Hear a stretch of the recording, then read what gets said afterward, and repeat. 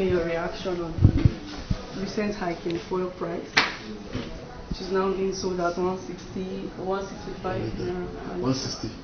Well, I'm still studying the situation. I don't have enough information on it, but I do know that for a long time now we've been subsidizing petrol under one guise or another.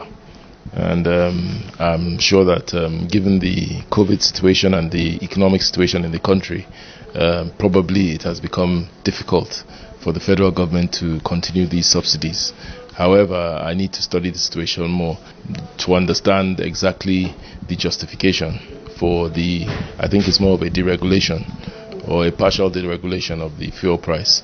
But I do know that there has been a problem, and I think that I would just say to the executive that it's important to take the feelings of Nigerians into consideration. I hope they have factored all that in, and the hardship that has now, will at least in the short run, will be inflicted on Nigerians, and I hope that that has all been factored into the decision making.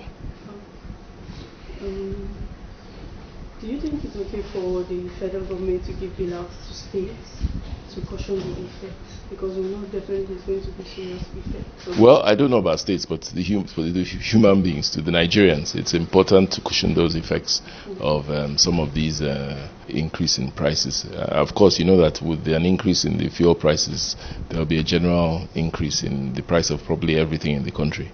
So I just hope that the federal government has factored all these things into its decision making, and will take the necessary action to ensure that there's a human face to some of these measures.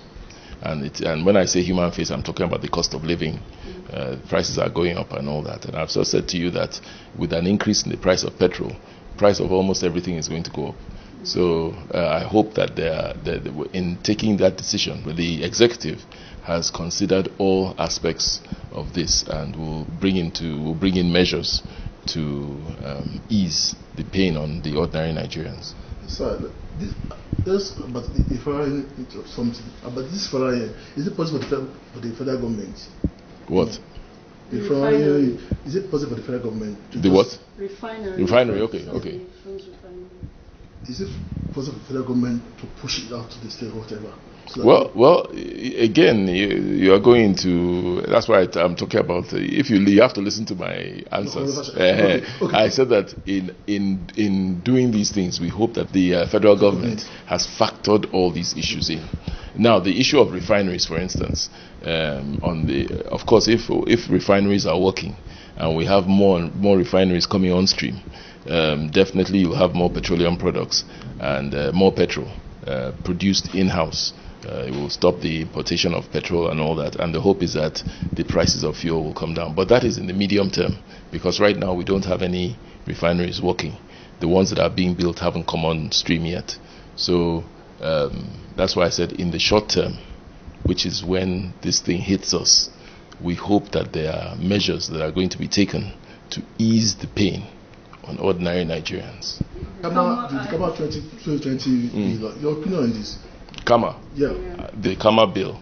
Yeah. Well, I want to encourage Nigerians to always participate in all these public hearings when in the process of lawmaking. You know that when we make laws, we open it up to the public to participate. I want to encourage more participation by the public, so that by the time these laws come to the floor, they encompass the input from everybody, from all schools of thought in the federation. I think it's very important. We are listening to the public. We are listening to the issues on Kama, and I'm sure that once we resume, we are going to take all these things into a consideration in probably looking at the law again. Sir, the last thing is this water resources bill. Now it's considered. Your opinion on this? Water resources bill. Yeah. In what sense? Because now, as of Rep, because I try to pass anything, but the Senate, I don't know if they have the same idea. No. You know, just like I said, lawmaking is a process. Yeah? Okay. You start from one premise, and by the time you go through the process, you get a better picture of what you are doing. And so let us allow the process and let us trust the process.